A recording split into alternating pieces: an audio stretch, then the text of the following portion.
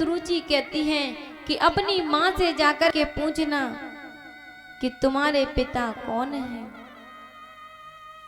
ध्रुव रोते हुए चले जाते हैं।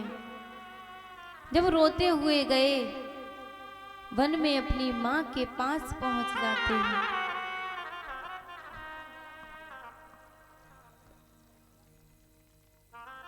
अपनी माँ के पास में पहुंच जाते हैं। जब माँ के पास में पहुंचे, ध्रुव की आंखों से आंसुओं की धारा बह रही है। माँ से कहते हैं, माँ मुझे मौसी ने मारा है। मैं जब उत्तम के पिताजी की गोद में बैठ गया था, मुझे मौसी ने उठाकर के पृथ्वी पर पटक दिया और जब मुझसे कहने लगी कि जो भी तुम्हारे पिता हो आप उनकी गोद में जाकर के बैठना। माँ, आपने मुझे कभी नहीं बताया, आपने मुझे कभी नहीं बताया कि मेरे पिता कहाँ हैं, मेरे पिता कौन हैं। मेरे सभी मित्र अपने पिताजी के साथ में खेलने जाते हैं, अपने पिताजी के साथ में रहते हैं, लेकिन आपने कभी मुझे नहीं बताया कि मेरे पिता कौन हैं। सुनीति कहती है, पुत्र तुम्हारे पिता भगवान हैं, तुम्हारे पिता परमात्मा हैं। ध्रुव कहते हैं, माँ तो जैसे मेरे मित्र अपने पिताजी के साथ में रहते हैं, वैसे ही मैं भी अपने पिताजी के साथ में रहूंगा। और आप कह रही हो कि मेरे पिता परमात्मा हैं, मेरे पिता भगवान हैं, तो मैं भी अपने पिताजी को ढूंढने के लिए जाऊंगा, मैं भी अपने पिताजी के साथ में रहा करूंगा। जैसे ही ध्रुव वन की ओर निकल जाते हैं, वन में अपने पिताजी को देखने के लिए जाते हैं कि मेरे पिताजी भगवान हैं, मैं अपने पिताजी के पास में जाकर के रहूंगा, पिताजी को ढूंढ कर ही रहूंगा। जैसे ही ध्रुव वन में निकल जाते हैं, धीरे धीरे चले जा रहे हैं, नन्हे से ध्रुव होते हैं। जब ध्रुव वहां पर पहुंचे, उनकी भेंट नारद जी से होती है। जब नारद जी से उनकी भेंट हुई, अब नारद जी सोच रहे हैं कि ये नन्हा सा बालक है और ये जंगल में कहां जा रहा है, इस वन में घूमता हुआ चला जा रहा है, ये कौन बालक है। जब नारद जी ध्रुव से कहते हैं, बालक तुम कौन हो और तुम इस वन में क्या कर रहे हो। ध्रुव कहते हैं कि मेरा नाम ध्रुव है, मैं अपने पिताजी को ढूंढने के लिए आया हूं।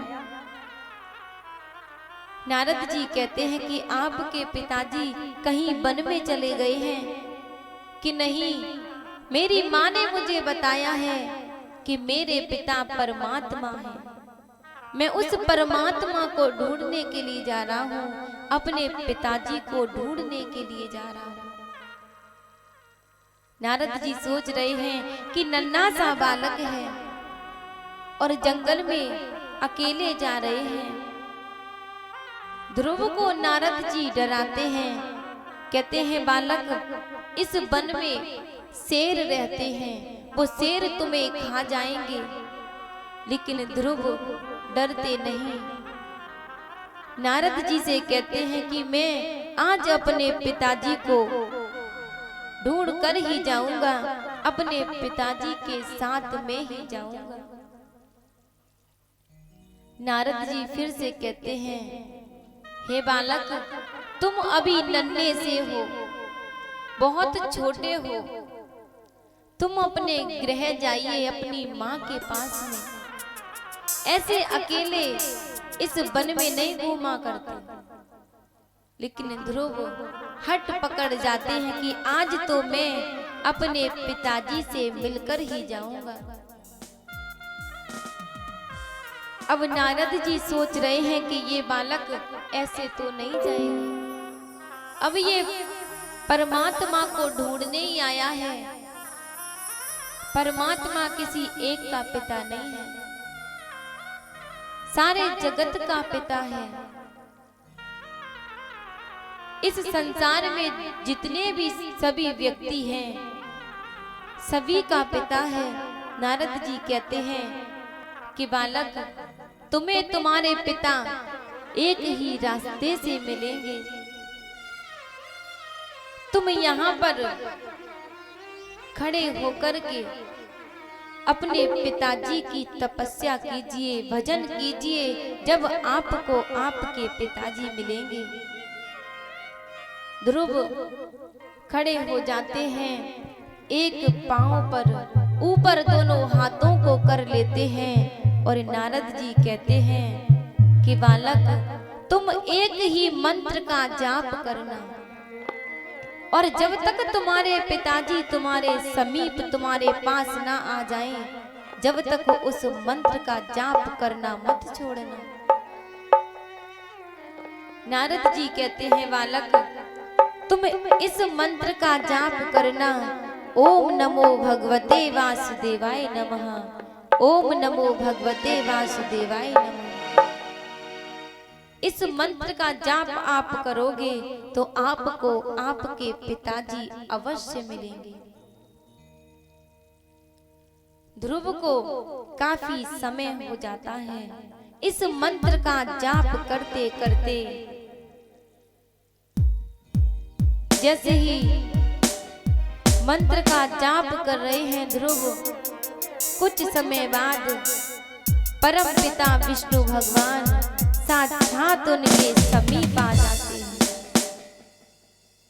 जैसे ही उनके समीप आए, अब ध्रुव उनसे कहते हैं, जब अपने नेत्रों को बंद करते हैं, जब विष्णु भगवान ने कहा पुत्र अपने नेत्रों को खोलिए, जब ध्रुव ने अपने नेत्र खोले, जब नेत्र खोल करके अपने दोनों हाथों से प्रणाम करते हैं ध्रुव, और परम पिता विष्णु भगवान कहते हैं पुत्र, मैं तुम्हारी तपस्या से बहुत प्रसन्न हूं। जब ध्रुव तपस्या कर लेते हैं, परम पिता विष्णु भगवान के दर्शन हो जाते हैं। जब परम पिता विष्णु भगवान ध्रुव को उनके गृह एक हाथी पर भेजते हैं, जब एक हाथी पर बैठ करके ध्रुव अपने नगर की ओर जाते हैं, तो सबसे पहले ध्रुव अपनी माँ के पास नहीं जाते, अपनी मौसी के पास में जाते हैं, जिस मौसी ने उनके पिता की गोद से उठा करके पृथ्वी पर पटक दिया था। उस मौसी के पास में जाते हैं और जाकर के अपनी मौसी के चरण स्पर्श करते हैं, पैरों को छूते हैं और कहते हैं मौसी, आज आप मुझसे ये नहीं कहती, जब आपने ये नहीं कहा होता कि जाकर के अपनी माँ से पूछना कि तुम्हारे पिता कौन है। आज साक्षात परम पिता परमेश्वर के दर्शन मुझे हुए हैं, तो वो आपकी वजह से हुए हैं। ना आप मुझे पिताजी की गोद से पृथ्वी पर पटकती, और ना मैं जाकर के अपनी माँ से प्रश्न करता कि माँ मेरे पिता कौन है, और ना मुझे परम पिता विष्णु भगवान के दर्शन होते। आज जो कुछ भी हुआ है वो आपकी वजह से हुआ है। जब ध्रुव अपनी मौसी के पास से अपनी माँ के पास में जाते हैं, जब माँ के पास में गए, माँ से कहते हैं माँ सभी मेरे मित्र अपने अपने पिताजी के साथ में खेलते थे, लेकिन आज मुझे जगत पिता मिले हैं। वो तो मेरे मित्रों के पिता थे, आज मुझे इस सारे संसार के पिता मिले हैं, जगत पिता मिले हैं। वो मुझे आज मेरी मौसी की वजह से मिले हैं। बोली वृंदावन बिहारी लाल की जय जय श्री राधे। कुछ समय के लिए चलते हैं तालियों की सेवा के साथ में, उसके बाद में कथा श्रवण करेंगे। वहाँ के बिहारी मुझको देना सहारा, वहाँ के बिहारी मुझको देना सहारा, कहीं छूट जाए ना दामन तुम्हारा, कहीं छूट जाए ना दामन तुम्हारा।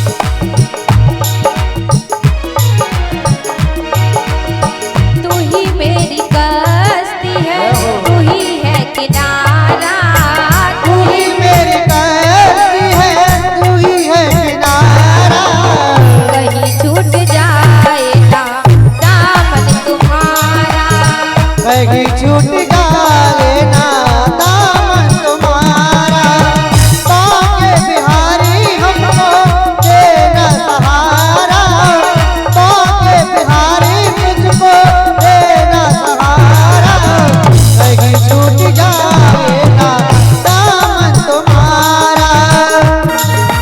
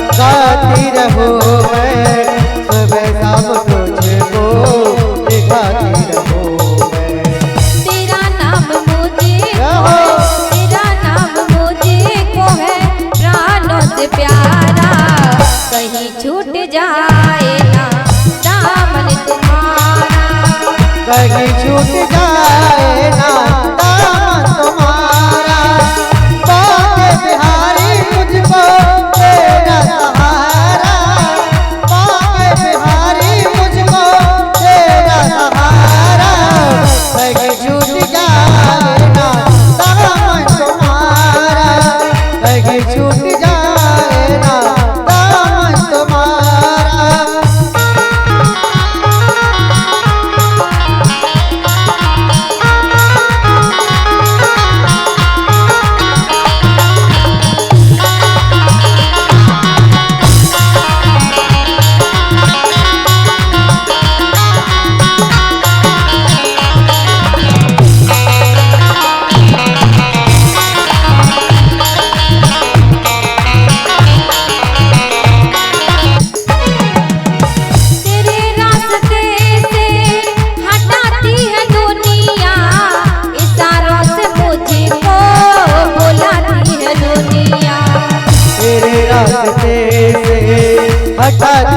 दुनिया इशारों से मुझको बुलाती है दुनिया।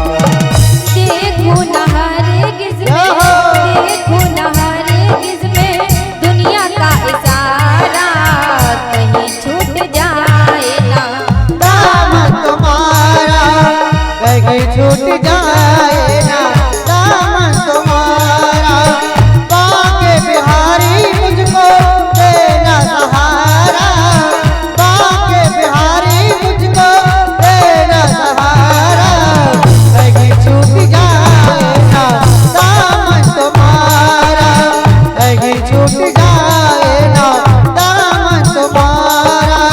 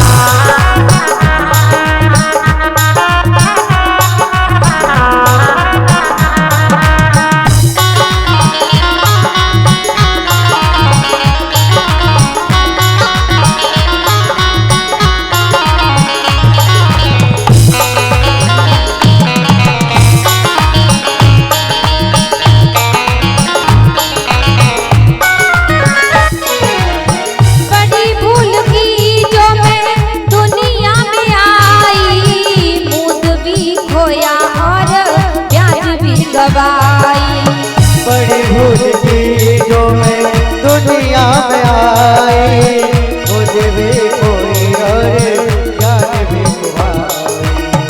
दुनिया में मुझे को ना, दुनिया में मुझे को ना भेजना दोबारा, कहीं छूट जाए ना दामन तुम्हारा।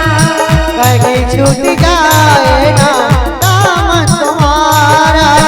बांके बिहारी हमको देना सहारा, बांके बिहारी हमको देना सहारा।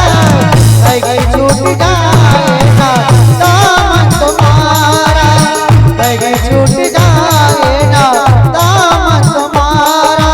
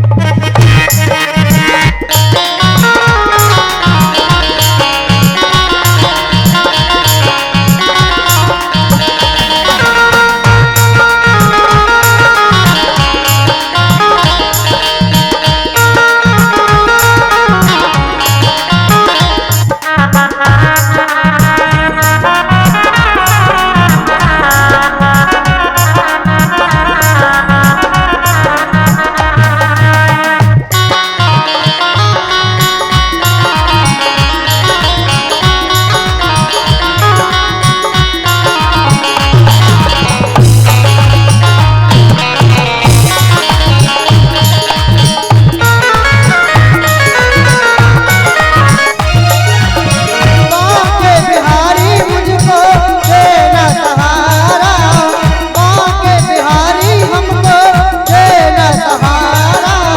कहीं छूट जाए ना दामन तुम्हारा, कहीं छूट जाए ना दामन तुम्हारा, कहीं छूट जाए ना दामन तुम्हारा।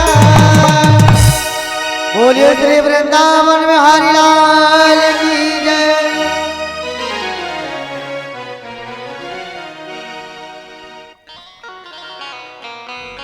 तुम आओ।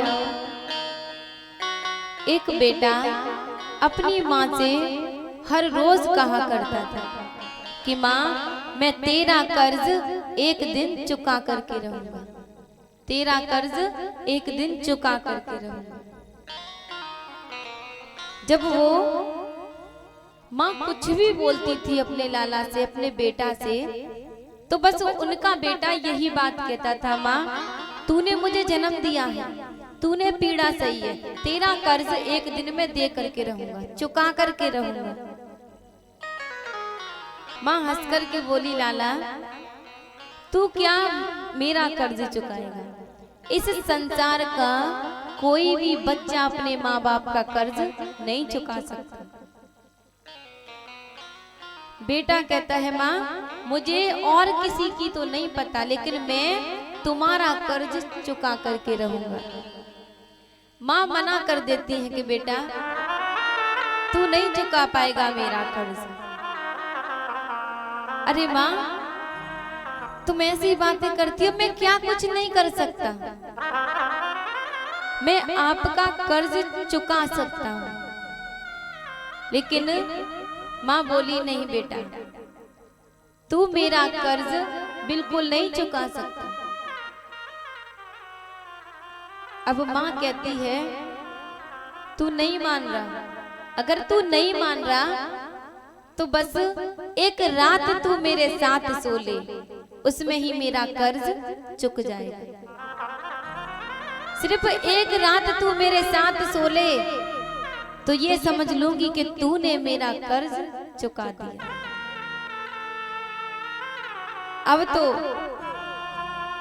अब बेटा कहने लगा, माँ बस एक रात में मैं कर्ज चुका दूंगा तुम्हारा।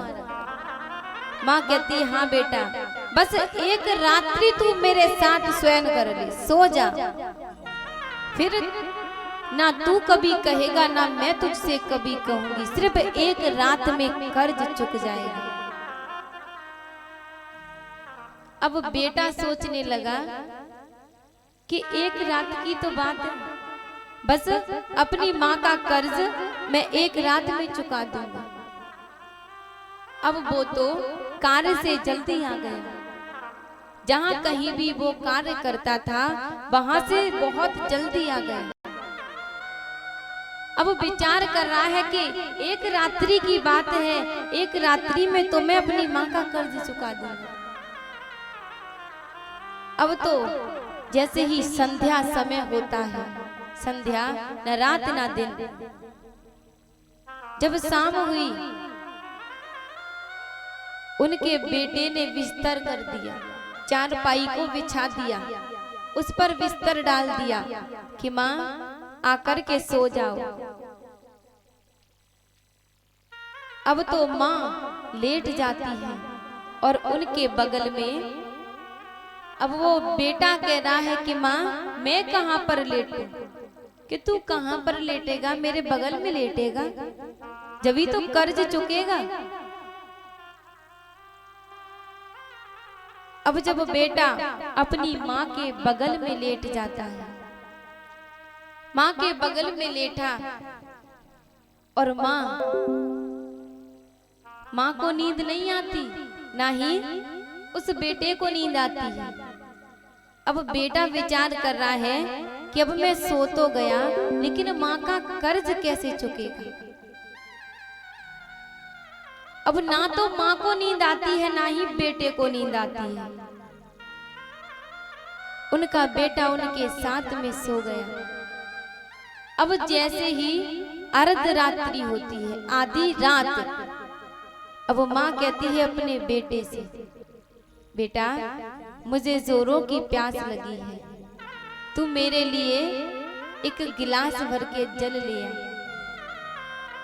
अब बेटा तो कहा मानेगा, क्योंकि कर्ज जो चुकाना है माँ का, माँ से कुछ नहीं कह सकता वो। अब रात्रि में माँ ने अपने बेटे को उठा दिया और बेटा उठ करके चले गए कि माँ तुम चिंता मत करो, मैं तुम्हारे लिए अभी जल भर के लेके आता हूँ। जैसे ही जल लेने के लिए गए रसोई में, अपनी माँ को गिलास भर के जल दे दिया। जब जल दिया, माँ ने आधा गिलास पिया और आधा गिलास बिस्तर पर ही फैला दिया। बेटे ने कुछ नहीं कहा, और पता है बिस्तर पे किस जगह पर माँ ने फैलाया? जिस जगह पर उनका बेटा सो रहा था। बेटे ने पहली बार में तो कुछ नहीं कहा कि माँ आपने जल क्यों फैला दिया, कुछ नहीं कहा, क्योंकि भड़कते तो माँ का कर्ज नहीं चुक पाएगा। अब थोड़े समय बाद बेटा अपनी माँ के बगल में लेटता ही जा रहा था, नींद्रा आती ही जा रही थी। इतने में माँ फिर से जगा देती है कि लाला आप मेरे लिए एक गिलास भर के जल ले आइए। और बेटा उठ करके चले जाते हैं, फिर से एक गिलास भर के जल ले आते हैं। माँ थोड़ा सा पीती है, बाकी का बिस्तर पर फैला देती है। अब तो बेटा कहता है माँ आप जब जल पी नहीं रही हो, थोड़ा सा पीती हो, बाकी का आधा गिलास बिस्तर पर फैला देती हो, तो बार बार मुझे क्यों उठाती हो? बेटा मुझे जोरों से प्यास लग रही थी, इसलिए मैंने तुझे जगा दिया। अब बेटा जैसे ही माँ के बगल में सो रहा था, फिर से माँ जगा देती कि लाला तुम मेरे लिए एक गिलास भर के जल लेकर के आई। और बेटा कह रहा है कि माँ तुम कहीं जल नहीं पीती हो, कहीं तुम्हें प्यास नहीं लग रही, और आप बार बार पर मुझे जगा देती हो। अब माँ धीमी आवाज से कहती है लाला मुझे बहुत प्यास लगी है, तुम मेरे लिए एक गिलास भर के जल ले आओ। अब बेटा गिलास भर के नहीं लाते, पूरा लोटा भर करके लाते। लोटा भर करके लाए और माँ से कह दिया माँ अब मुझे मत जगाना। अब जैसे ही माँ ने थोड़ा सा जल पिया और बाकी का लोटा बिस्तर पर फैला दिया, अपनी तरफ नहीं फैलाया। जिस जगह पर उनका बेटा सो रहा था उस जगह पर फैला देती थी, बार बार सारा बिस्तर गीला कर दिया। अब बेटा कह रहा है माँ आप जल को नहीं पीती हो, आपने मेरा सारा बिस्तर गीला कर दिया। अब तो बेटा माँ पे भड़कने लगा, चिल्लाने लगा, लेकिन माँ कुछ नहीं कहती। अब तो उनका बेटा उस जल को, उस पानी को अपने बिस्तर से हटा देता है और उसी गीले पर सो जाता है। लेकिन नींद नहीं आती बेटे को, गीले में नींद नहीं आती। अब जैसे ही फिर से माँ कुछ समय बाद कहती है बेटा मुझे प्यास लगी है, तुम जल ले आओ। बेटा फिर से एक गिलास भर के जल लाता है, लेकिन अब तो वो बेटा क्रोध में जाता है, यानी कि गुस्से में। क्रोधित होकर के उनका बेटा जाता है और गिलास ला करके जल भर के अपनी माँ को दे देता है। कहता है माँ अब आप बार बार मुझे मत जगाना, एक तो तुमने सारा मेरा बिस्तर गीला कर दिया। जब माँ कहती है तू मेरा कर्ज चुकाएगा, तू भूल गया? अभी तो मैंने सिर्फ जल, स्वच्छ जल तेरे बिस्तर पर फैलाया है। तुझे क्या याद है कि जब तू पेशाब कर देता था, तेरे मलमूत्र पर मैं सोती थी और तुझे अपने सीने पर सुलाती थी? तू भूल गया? जब तू पेशाब कर देता था तो मैं तेरी जगह पर सोती थी और तुझे मैं सूखे में सुलाती थी। अरे तू क्या मेरा कर्ज चुकाएगा? इस संसार का कोई भी पुत्र या कोई भी पुत्री अपने माँ और पिताजी का कर्ज नहीं चुका सकती। तो भाइयों और बहनाओं, हम लोग कभी भी अपने माँ बाप का कर्ज नहीं चुका सकते। अगर हमारे ऐसे भाई हो जो अपने माँ बाप को ताहने मारते हो कि क्या किया है तुमने हमारे लिए, तो आज इसे बंद कर देना कहना, क्योंकि माँ बाप ने हमारे लिए इतना कुछ किया है। ना तो रात देखी ना दिन देखा, हमारे पिता ने हमारे लिए इतनी मेहनत की, खून पसीना एक करके हमें पढ़ाया लिखाया। ये नहीं देखा कि स्कूल में कितनी फीस है, फिर भी उस स्कूल में हमारे पिताजी ने एडमिशन किया। दिलवाया कि हमारा बच्चा पढ़ लिख कर कुछ बन जाए, लेकिन हम लोग अपने माँ बाप का एहसान भूल जाते हैं और उन पर भड़कने लग जाते हैं कि क्या किया है आपने। तो बताया है, हर बात को भूलो मगर माँ बाप को मत भूलना। हर बात को भूलो मगर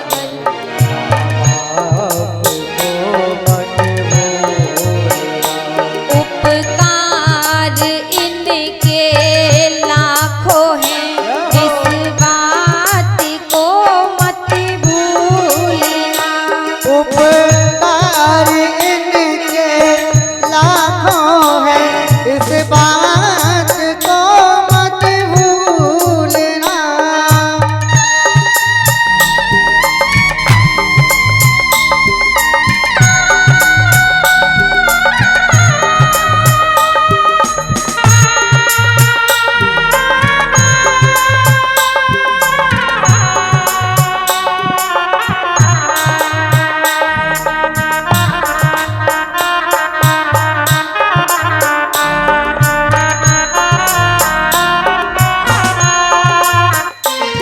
धरती पर देवों को पूजा, भगवान को लाख बनाया है। धरती पर देवों को पूजा, भगवान को लाख बनाया है। तब तेरी सूरत पाई है, संसार में तुझको बुलाया है। तब तेरी सूरत पाई है, संसार में तुझको बुलाया है। इन पावन लोगों के दिल को, इन पावन लोगों के दिल को पत्थर बन के मत तोड़ना। हर बात को तुम भूलो भले, माँ बाप को मत भूलना। उपकार इनके लाखों हैं, इस बात को मत भूलना।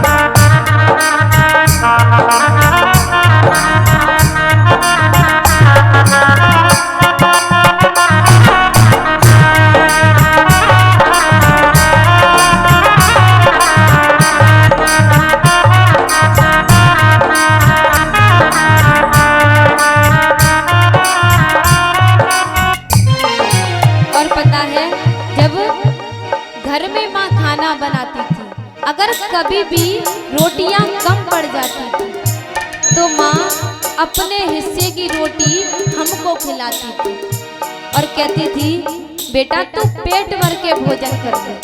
जब बेटा माँ से कहता है, माँ तुमने भोजन कर लिया? माँ कहती है, बेटा मेरा पेट भरा हुआ है। लेकिन अपने बच्चों को कभी माँ जताती नहीं कि मैंने भोजन नहीं किया है। अपने ही पेट को काटा है और तेरी काया सजाई है। अपने ही पेट को काटा है, तब तेरी काया सजाई है। अपना हर कौर खिलाया तुझे, तब तेरी भूख मिटाई है। अपना हर कौर खिलाया तुझे, तब तेरी भूख मिटाई है। इन अमृत देने वालों का, इन अमृत देने वालों पे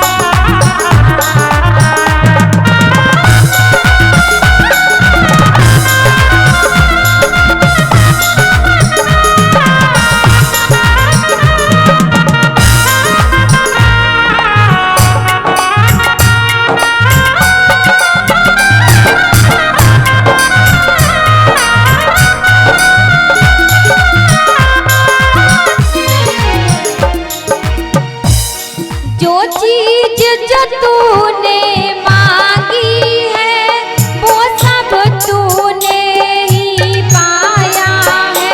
वो चीज भी तूने मांगी है वो सब कुछ तूने पाया है। हर जिद को लगाया सीने से बड़ा तुझसे प्रेम जताया है। हर जिद को लगाया सीने से बड़ा तुझसे स्नेह जताया है। इन प्रेम लौटाने वालों का, इन प्रेम लौटाने वालों का तुम ये प्रेम प्यार मत भूलना, हर बात को तुम भूलो भले, माँ बाप को मत भूलना। उपकार इनके लाखों हैं इस बात को मत भूलना।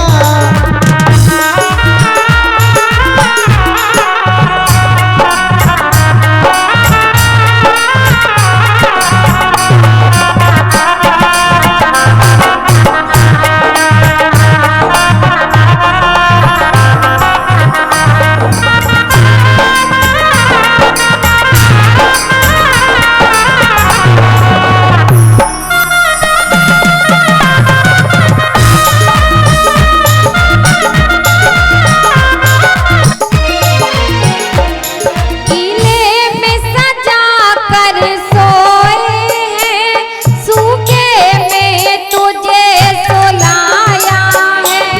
सीने से लगा कर सोए हैं और सूखे में तुझको सुलाया है।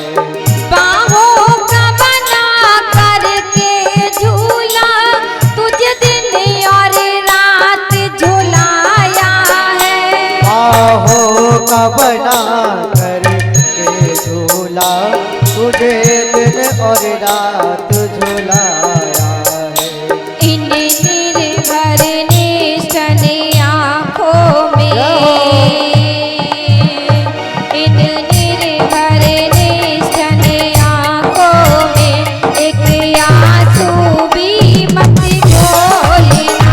हर बात को तुम भूलो भले, माँ बाप को मत भूलना।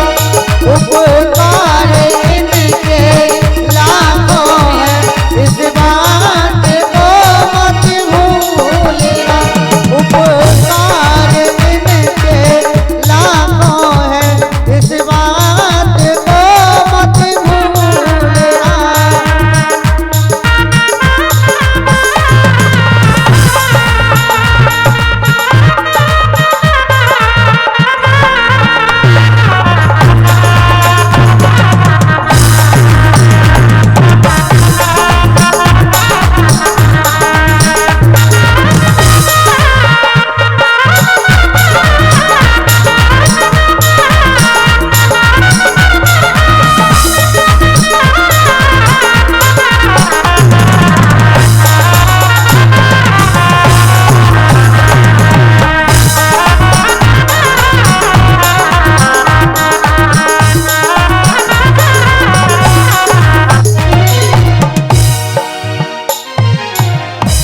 बोली वृंदावन बिहारी लाल की जय जय श्री राधे। अब भाइयों, आपको पता तो चल गया होगा कि हमारी माँ ने, हमारे पिताजी ने कितने कष्ट सह करके हमें इस मुकाम पर पहुंचाया है।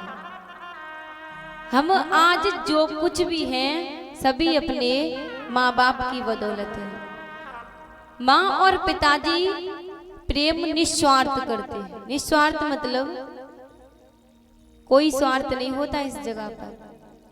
हमारे माँ और पिताजी निस्वार्थ प्रेम करते हैं। उन्हें हमसे कोई मतलब नहीं है कि हमारा पुत्र हमारे लिए कुछ करे जब हम उनसे प्रेम करें, नहीं। इस जगह पर स्वार्थ बिल्कुल भी नहीं है। सच्चा प्रेम माँ और पिता का होता है। और बाकी का प्रेम वैसा ही होता है। प्रेम करना है अपने माँ और पिताजी से कीजिए, बाकी का प्रेम तो सब वैसे ही है, बेकार है। सच्चा प्रेम माँ और पिता होते हैं। जन्नत माँ और पिता के चरणों में होती है। आप अपने माँ और पिताजी से उल्टा सीधा बोल रहे हो, जाकर के केला देवी पर नारियल फोड़ रहे हो, उससे कुछ नहीं हो रहा।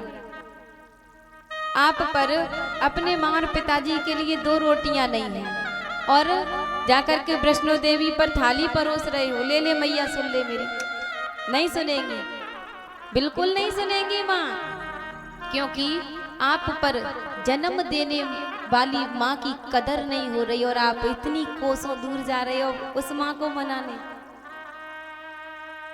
बिल्कुल भी नहीं सुनेगी माँ। जब आप अपनी सगी माँ की, जिसने हमें जन्म दिया है, उसकी कद्र करना सीख जाओगे तो आपकी हर माँ सुन लेगी। केला देवी, वैष्णो देवी, सारी मैया सुन लेगी। होली वृंदावन बिहारी लाल की जय जय श्री राधे।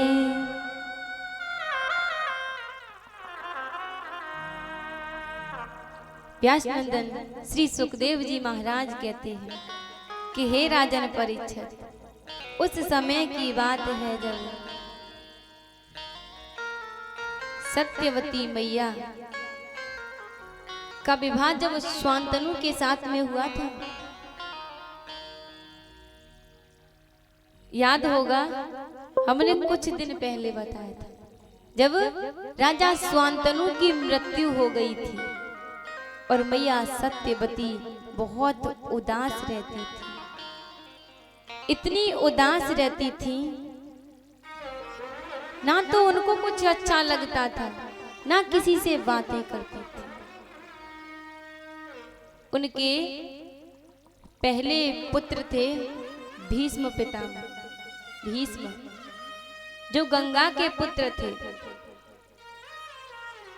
और जब सत्यवती के इस जगह पर 3 पुत्र होते हैं, भीष्म, चित्र और विचित्र। भीष्म तो गंगा मैया के थे जो कंगन लेकर के घूम रहे थे। चित्र और विचित्र, चित्र का विवाह अंबा के साथ में होता है और विचित्र का विवाह अंबिका के साथ में होता है और अंबालिका कंवारी रह जाती है। भीष्म से कहते हैं कि भीष्म, मैं आपके साथ में विवाह करना चाहती हूँ। भीष्म कहते हैं नहीं, मैं आपके साथ में विवाह नहीं कर सकता। मैं आपके क्या, इस सारे संसार की किसी भी कन्या के साथ में विवाह नहीं करूंगा। अंबालिका कहती हैं भीष्म, आपको मेरे साथ में विवाह करना ही होगा। लेकिन भीष्म मना कर देते हैं और अंबालिका अपने प्राणों को त्याग देती है। जब अंबालिका अपने प्राणों को त्याग देती है तो इधर व्यास नंदन श्री सुखदेव जी महाराज कहते हैं कि हे राजन परीक्षित, उस समय की बात है जब सत्यवती उदास रहती थी और उनके पुत्र भीष्म विचार करते हैं कि मेरी माँ बहुत उदास रहती है, पिताजी की यादों में रहती है, उन्हें अभी भूली नहीं है। तो भीष्म अपने मन में विचार करते हैं, सोच रहे थे कि क्यों ना मैं अपनी माँ को कथा सुनाया करूं, जिससे मेरी माँ उदासी को बिल्कुल त्याग दे, खुशी खुशी रहा करे। भीष्म अपनी माँ को रोजाना कथा सुनाया करते थे। जब कथा सुनाया करते थे, चित्र और विचित्र की धर्म पत्नी अंबा और अंबिका मन में सोच रही हैं कि रोज बड़े वाले भैया मैया को इस कमरे में ले जाते हैं, पता नहीं माँ के कमरे में भैया क्या करते हैं। विचार कर रही हैं, सोच रही हैं कि भैया भी जवान है और मैया भी। पिताजी का निधन हो गया है और इस कमरे में ये दोनों क्या करते हैं। अम्बा और अंबिका एक दिन चित्र और विचित्र से कहती है कि आपके बड़े भाई मैया के कमरे में जाते हैं, रोज रोज जाते हैं, पता नहीं उस कमरे में क्या करते हैं। आपको नहीं पता कि मैया भी जवान है और भैया भी जवान है। चित्र और विचित्र कहते हैं, आप ये कैसी बातें कर रहे हैं। वो मेरी माँ है जिसने हमें जन्म दिया है, वो हमारे बड़े भाई हैं। अम्बा और अंबिका अपने पति से हर रोज इन बातों को कहती थी, हर रोज कहती थी। अब एक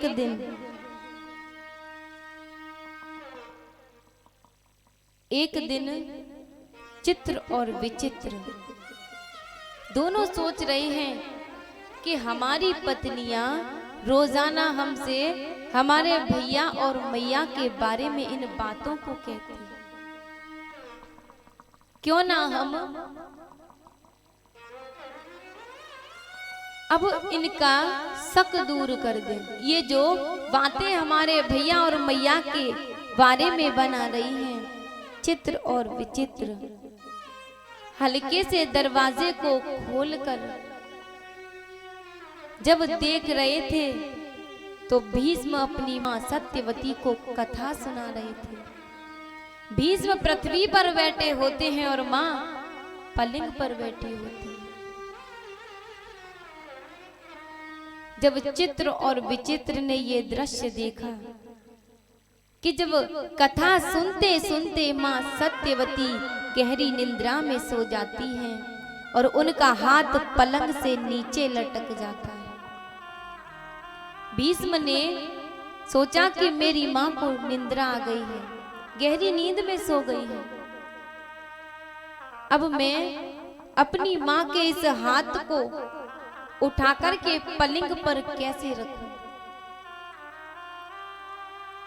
भीष्म ने जिस पोती से वो कथा सुना रहे थे उस पोती को उठाते हैं और पोती पर अपनी मां का हाथ रख करके पलंग पर रख देते हैं। अपनी मां के हाथ को नहीं छूते भीष्म, उनसे हाथ नहीं लगाते और पोती पर हाथ रख के अपनी मां का हाथ पलंग पर रख दिया। चित्र और विचित्र ये दृश्य देख रहे हैं। देख करके आंखों से अश्रु की धारा बहने लग जाती है कि आज हमने अपनी पत्नियों की बातों में आकर के अपने भाई और अपनी मां के लिए हमने मनसा श्राप कर लिया। मनसा श्राप मतलब जब मनसा सांप लगा उनको, सामने वाले व्यक्ति के खिलाफ अपने हृदय में गलत भावना लाना, मनसा सांप। अब चित्र और विचित्र सोच रहे हैं कि हमारी पत्नियों ने ये क्या करवा दिया। हमारे बड़े भैया ने मैया के हाथ को नहीं छुआ और ये इतना गलत सोच रही थी। आज हमने भी अपनी पत्नियों की बातों में आकर के ये क्या कर लिया। जब चित्र और विचित्र बड़े बड़े विद्वानों के पास में गए, जब जाते हैं उनके पास में, जब सभी से पूछा कि जब मनसा सांप लग जाता है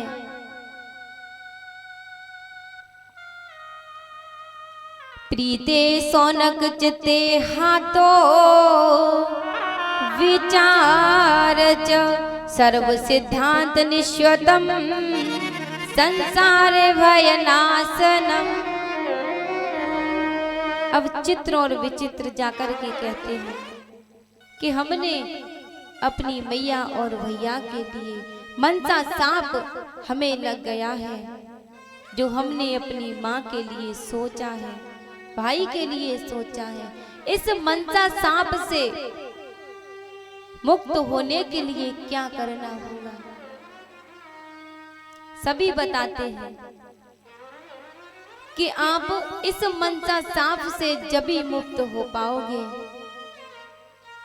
श्राप जब ही दूर होगा जब जंगल में जाकर के आहिने कंडे समेट कर, आहिने कंडे जो जंगल में गौ माता यानी कि गैया बोलते हैं गांव में, गौ माता जंगल में गोबर कर देती है, वो गोबर वैसा की वैसा सूख जाता है, उसे आहिने कंडे बोलते हैं। और हमारे यहाँ पे हाथों से बनाए जाते हैं। आप आहिने कंडे समेट कर एक सूखे वृक्ष की जड़ में भरकर और अग्नि प्रवेश करके आप उस वृक्ष में उल्टे लटक जाओगे तो आप सांप से मुक्त हो जाओगे।